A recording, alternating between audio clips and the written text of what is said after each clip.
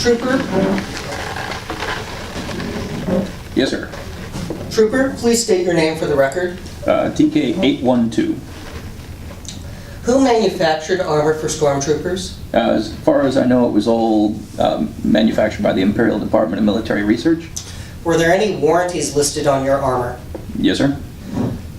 Directing your attention to our display screen, do you see Exhibit A? Yes. Do you recognize this exhibit? I do. What is Exhibit A? Those are the warranties that were listed on the inside of my armor. I mean, I've never been able to read the ones on my armor since I was probably the 20th person this gear's been issued to, so it's pretty well worn off. But that's the same standard thing that was printed on the inside of all of them. What are the warranties listed on Exhibit A from your armor? It's what you'd expect. The armor protects against inhospitable environments, projectile weapons fire, blaster bolts. Were there any reports that made you question your armor's warranty?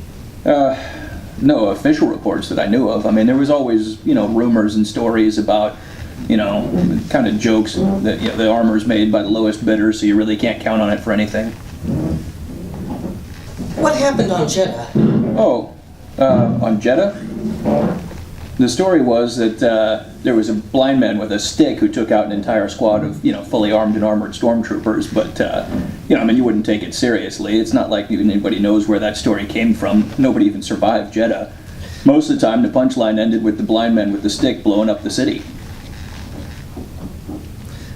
Are you aware of what happened aboard the Tanta 4 blockade runner during the Empire's recapture of the ship? Oh yeah, I was there.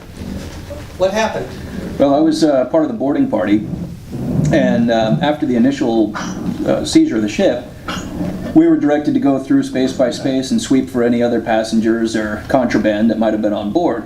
And at one point, we turned a corner down the corridor, and turns out one of the insurgents was hiding out with a pistol. And she shot one of my teammates, and she was basically just armed with a little target shooting pistol. It's not the sort of thing that should have been able to penetrate the armor. But yeah, the story we got was that his gear wasn't properly maintained, and that particular set was defective, so we didn't have anything to worry about. Were you deployed anywhere else where you personally witnessed Stormtrooper body armor fail? Yeah, I was at the Battle of Endor. What happened on Endor? Well, the way we took it originally, we kind of thought of it as a sort of a payback tour, My whole legion, they called us the Emperor's Finest Legion. We were always at the front lines of the entire Galactic Civil War.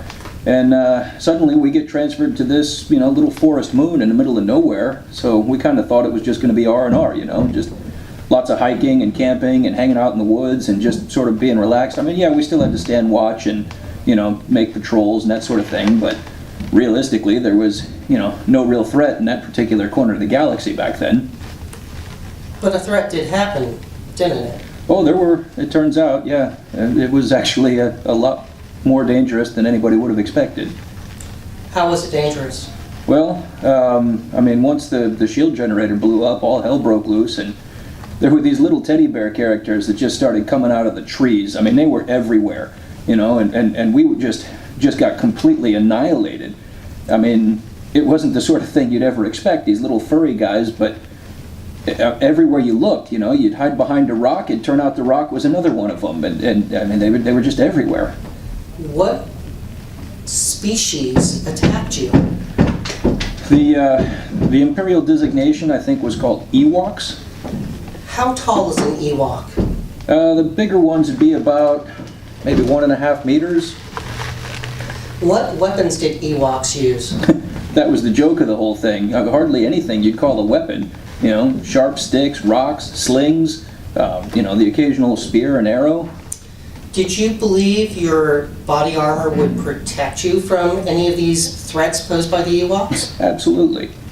Did your supervisors ever discuss the threat or lack thereof posed by Ewoks? No, not once.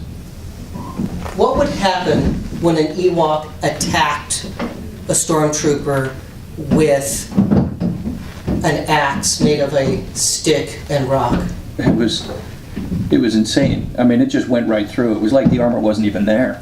What would happen when an arrow would strike a stormtrooper? It just cut right through. I mean, the armor might as well have been paper as far as it, any good it did. What would happen if an Ewok struck a stormtrooper with a stick? I watched one of my guys go down that way. He was running, and 5 of those little things just swarmed him and bludgeoned him to death. I mean, the armor did nothing. Nothing. What did the Ewoks do to the stormtroopers they injured? I can't not see it. My whole squad was taken out. And, I ran, but I still saw them being dragged off. And, they were setting them up on rotisseries, they were being cooked, they were being beheaded.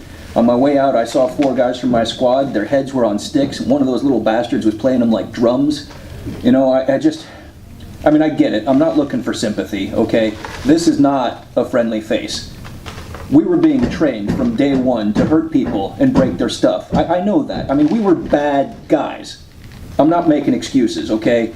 But as bad as the Empire was, we never ate anybody, okay? Those guys didn't deserve that. Would your friends have been eaten by Ewoks if their body armor had performed according to the express warranties? No way. Any protection at all would have been better. Why do you think you survived? I don't know. I shouldn't have. A lot of times I wish I didn't. It's just, what makes me special? Why me?